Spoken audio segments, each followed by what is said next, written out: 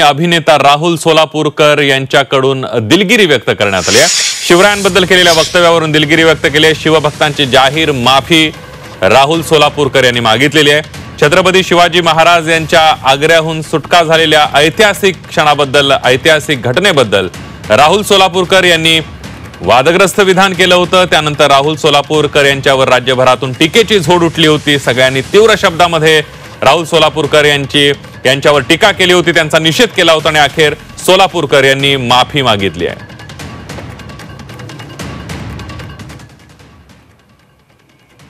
शिवाजी महाराज की जय।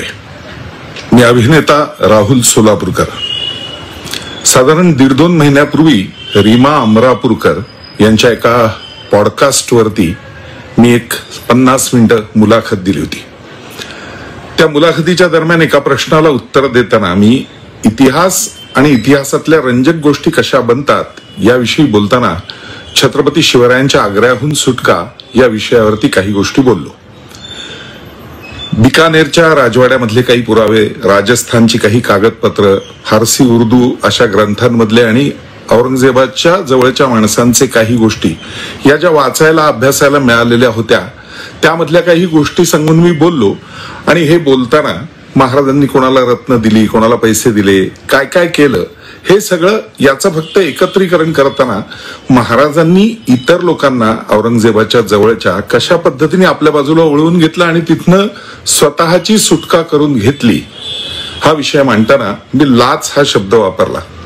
साम दाम दंडभेद अशा चारही पद्धतीने छत्रपती शिवराय फार मोठे राज्यकर्ते होऊन गेले याविषयी मी वेगळं सांगायची गरज नाही। किंबहुना छत्रपती राजर्षी शाहू महाराजांची भूमिका मी अत्यंत व्यवस्थितपणे पार पाडली होती, अत्यंत नेकीनं सगळा इतिहास अभ्यासून।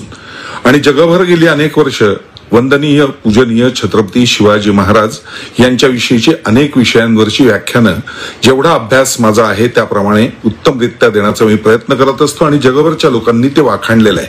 त्यामुळे छत्रपती शिवरायांचा अपमान करायचा हे माझ्या मनात येऊ सुद्धा शकत नाही, त्याचा विचार सुद्धा होऊ शकत नाही। कुणीतरी फक्त त्या पॉडकास्ट मधली 2 वाक्य काढून महाराजांनी लाच दिली असा हा बोलला असं म्हणून त्याच्यावरनं जे काही संपूर्ण गदारोळ उठवायला प्रयत्न केला आहे, माझं असं प्रामाणिक सांगणं आहे यातला कुठलाही हेतू माझा महाराजांचा एवढासा सुद्धा नखबर सुद्धा अपमान करण्याचा नाही। मी इतिहास रंजक कसा केला जातो यासाठी काय काय गोष्टी भरल्या जातात हे सांगण्याचा फक्त प्रयत्न करत होतो।